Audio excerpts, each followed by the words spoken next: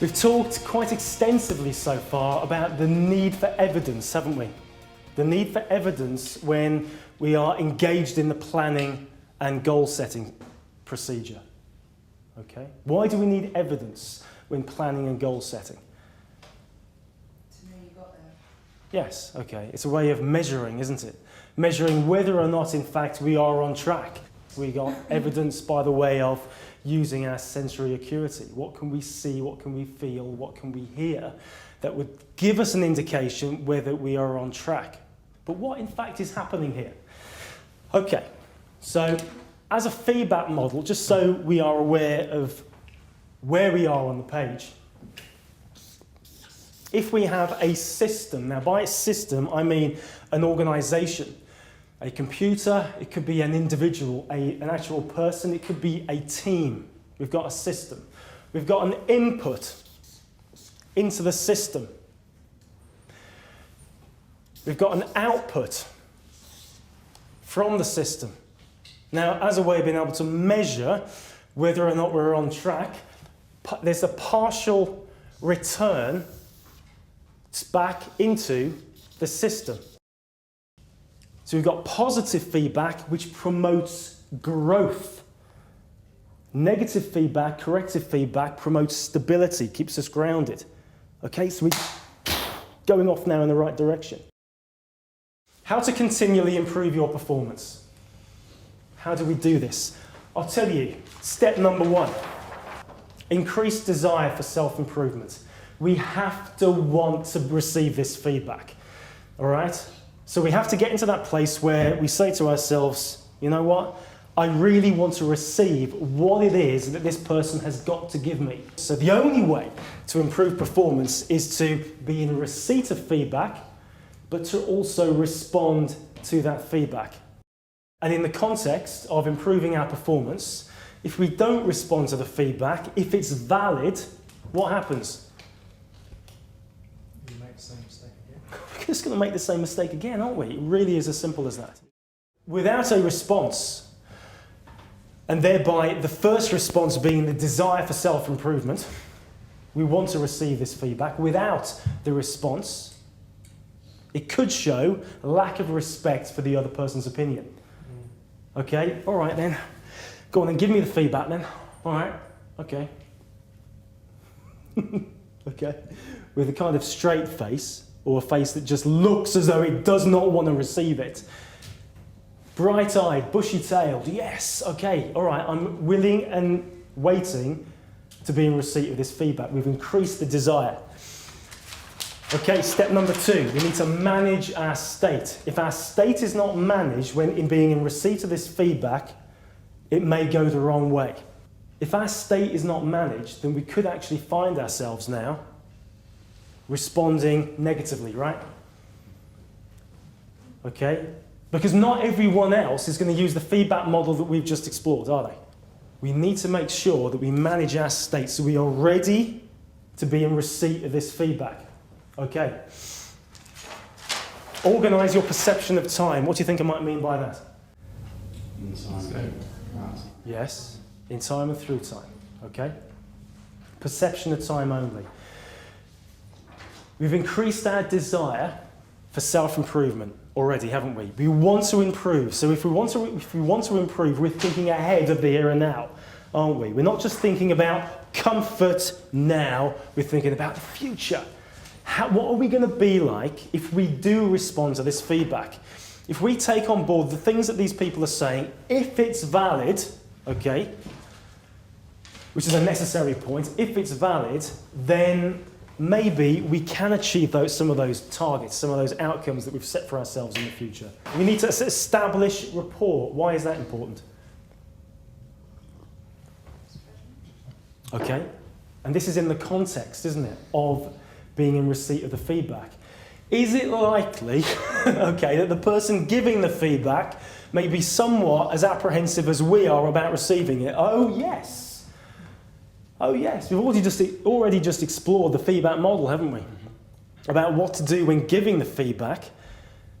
Can you sometimes put yourself into the shoes of that person giving the feedback and feel somewhat a little bit sort of nervous about doing it? I know that I've been in that place. How is this going to be received? So, establish rapport. A lot would depend on whether it's invited or not invited. Absolutely. Sometimes we don't want to receive the feedback. However, if we have a desire for self-improvement and someone says, hey, look, John, I want you to know that that if you carry on doing that thing, that you're gonna end up being fined, or you could end up losing out in some way, shape, or form. It's still going to be useful to receive that feedback, even if it's unsolicited. Would you not think? Could it have an adverse effect though? Because if you're establishing a rapport and that person has negative feedback to give you, is that going to make it actually harder for them to give that feedback? Because I mean, I can understand being open to the feedback. Okay, all right. If I'm like this to you now, and you've got some feedback to give to me, does it make it harder for you if I'm doing this? Yeah. Yeah. So Yeah. You're open. Okay. How can we establish rapport again? Somebody. How can we establish rapport? But, Listen. We can listen. Yeah. Listen with active interest and eagerness to understand. Okay, all right. So I'm listening to you right now.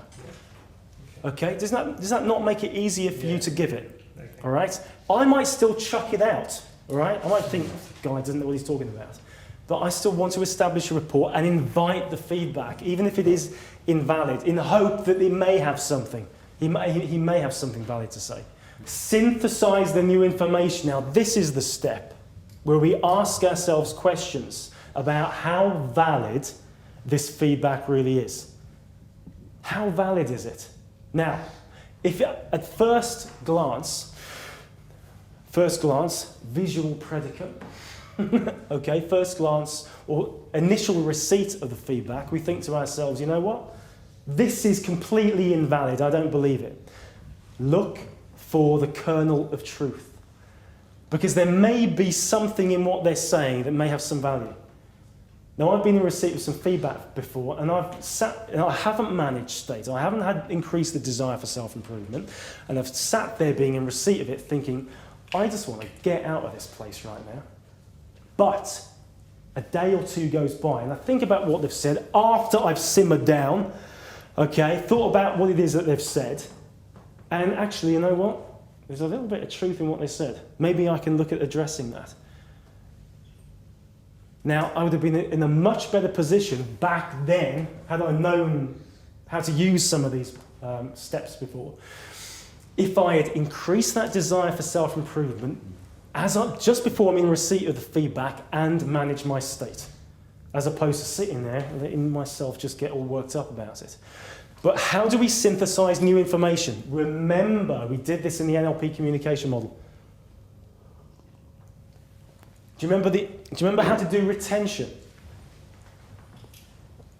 Retention. How do we retain information? By association with previous experience. It's by association, exactly. All right. So we're asking ourselves, what's valid about what this person is saying? How does this information relate to what I already know on this subject? What have other people said about my performance in this particular area? How valid is this? So what are we doing with some of these steps or sub-components in this step 5? What are we doing? We're just asking what? Questions, perhaps? That's all we're doing. This is the way that we learn. Remember, we did this in the early part of the program. We're being in receipt of new information. All right? We're being in receipt of new information. This represents the new information. All right? NI. We're asking ourselves, how does A relate to B? Or how does new information relate to C? We're making these neurological strands, these neurological connections. Otherwise, it's a solitary piece of information that's not stuck to anything. That piece of information, if it's not stuck to anything, could it possibly get lost? That's how it goes in one ear and out of the other. Stick it to something. So synthesize that new information. Check for understanding. Okay, so, all right, so just to make sure I've heard you correctly, you're saying that you approved of what I did here. Am I right? Closed question, deliberate closed question. Am I right? Yes, or eliciting a yes/no response. If we're not eliciting a yes/no response, we're eliciting what? A descriptive one. Descriptive one. Yeah. Information. We're getting information with an open question.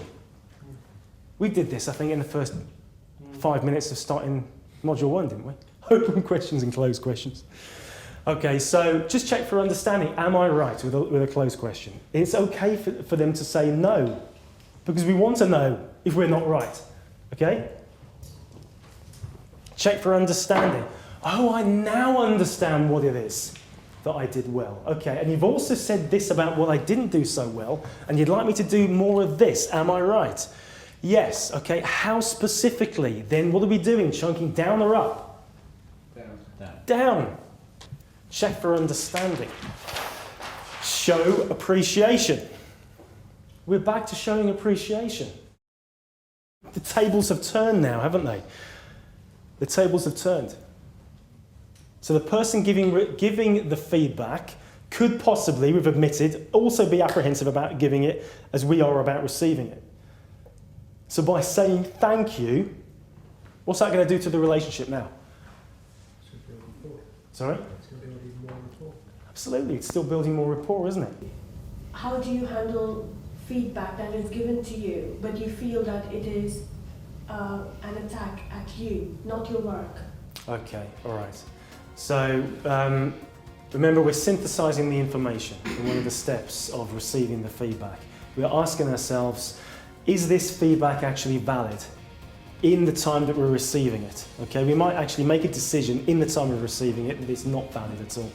And I've drawn a conclusion, therefore, that this person is just having a dig and having a stab at my character, but I'm going to let them speak anyway. Perhaps there is a kernel of truth. Perhaps they need to get something off their chest. We can learn as leaders just to dissociate from it. We can always walk away.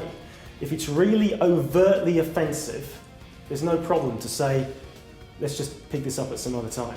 Because the other person may not be in such a managed state as what we might be. All right, so they may have something they want to tell us, but they're not in a managed state enough to give it appropriately, okay, with a sandwiched feedback. So you're quite within your right just to say, let's pick this up tomorrow, direct command, okay? And even show some appreciation. Thank you for your comments. I must go, give a reason. I must go, let's pick this up, or I want to pick this up tomorrow. Speak to you then. End.